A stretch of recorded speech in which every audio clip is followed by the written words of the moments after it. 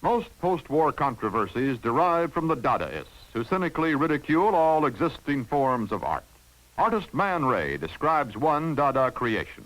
On one occasion, the leader of the movement, Tristan Tzara, came to me with a printed circular on which my name figured as going to present the next day at one of their poetic readings, a modern film. I looked at him, I said, this is just another one of your Dada gags, isn't it? Oh, no, no, he said, you know, you can do a film for tomorrow, it's very simple.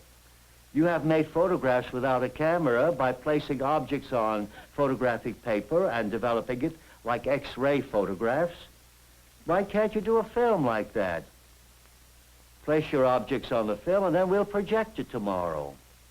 Well, I was perfectly in accord with this Dadaistic idea, went out and bought 100 feet of film, cut it up in strips, laid it on my darkroom table, sprinkled it with salt and pepper, pins and thumbtacks, developed it, stuck the pieces together, and the next day, during the poetic seance in one of the big theaters in Paris, we started to project this film.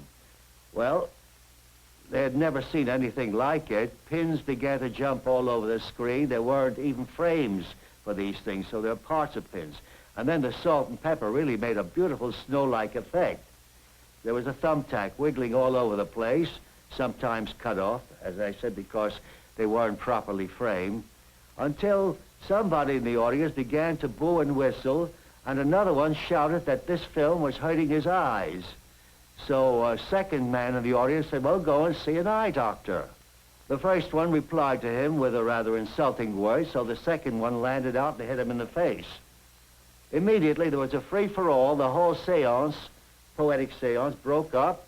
The cops came in, and the fight ended out in the street.